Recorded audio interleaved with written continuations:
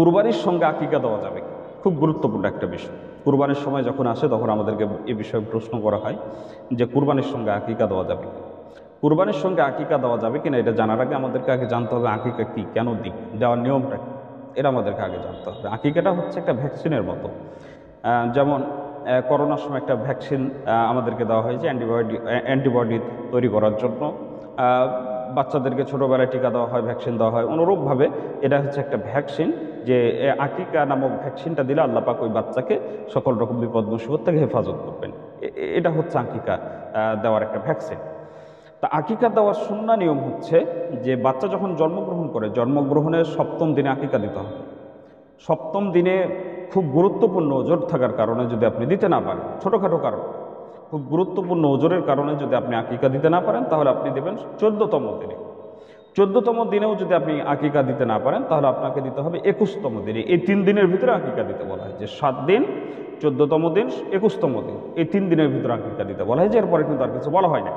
তাহলে আকিকা দেওয়ার সুন্নাহ নিয়ম হচ্ছে এই 3 দিনের ভিতরে। আর আকিকা দেওয়ার কথা বলা হয়েছে কি দিয়ে?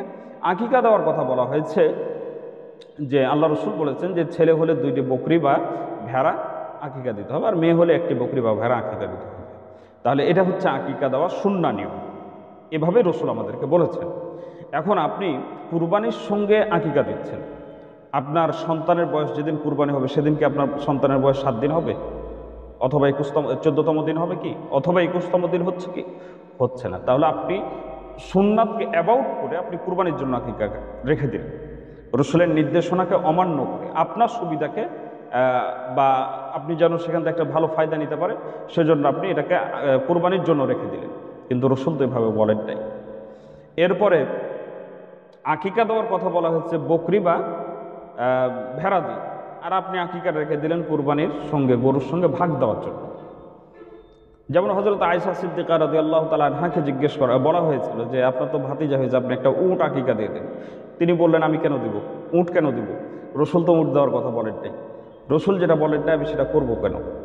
তাহলে আমাদেরকে ইসলামের বিধান যখন আমরা মানব তখন আমাদেরকে রসুলের দেখানো পথে আমাদেরকে চলতে হবে। রসুল পাক সাল্লাল্লাহু আলাইহি সাল্লাম আমাদেরকে যেই নির্দেশনা দিয়েছেন, যেভাবে বলেছেন আমাদেরকে সেভাবেই চলতে হবে। আমরা নিজেদের মতো করে আমরা সেটাকে পালন করব। এখন আসি যে কুরবানির সঙ্গে আকিকা দেওয়া যাবে কি? কুরবানির সঙ্গে আকিকা দেওয়া এটা ওলামা ইকরাম বলেছেন যে এটা জায়েজ, দিতে পারবে, যদি দেয় তো আকিকা হবে। তবে জায়েজ এক জিনিস, সুন্নাত আর এক জিনিস। আপনি যখন জীবনযাপন করবেন তখন আপনাকে সুন্নাহ অনুযায়ী জীবনযাপন করতে হবে। রসুল আপনাকে যেভাবে বলেছেন, ইসলামের বিধান যেভাবে, সেভাবে আপনাকে জীবনযাপন করতে হবে। আর যখন আপনি ঠেকে যাবেন, ওখান থেকে মুক্তির কোনো পথই নাই, আপনার জীবন চলে যাচ্ছে, বা আপনি এমন বিপদে পড়ে গেছেন যে সেখান থেকে আপনি বের হতেই পারছেন না, তখন আপনি জায়েজ খুঁজবেন, যেটা আসলে জায়েজ হবে কিনা, এই পথে জায়েজ হবে কিনা, তখন আপনি জায়েজ খুঁজবেন। কিন্তু তাছাড়া ওটার সময় আপনাকে সুন্নাহ নিয়মেই চলতে হবে, রসুলের দেখানো পথেই চলতে হবে। তাহলে রসুলের দেখানো পথে যদি আপনি চলেন তাহলে অবশ্যই আপনাকে আকিকার 7ম দিন, 14তম দিন অথবা 21তম দিনে দিতে হবে। এটাকে আপনি কুরবানির জন্য রাখবেন না। কুরবানির সঙ্গে যদি আপনি রাখেন তাহলে ওলামা ইকরামদের মতে আকিকা হয়ে যাবে, জায়েজ হবে, কিন্তু সুন্নাহ আদায় হবে না।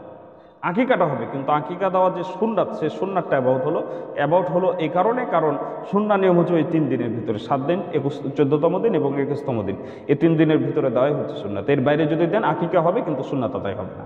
তাহলে আমরা এমনভাবে কাজ করবো যেন আমরা কাজটা করে যেন আমরা সওয়াব অর্জন করতে পারি, রসুলকে অনুসরণ করতে পারি, ইসলামের বিধান মতো যেন আমরা চলতে পারি। আল্লাহ পাক যেন আমাদের সকলকে সে তৌফিক দান করেন।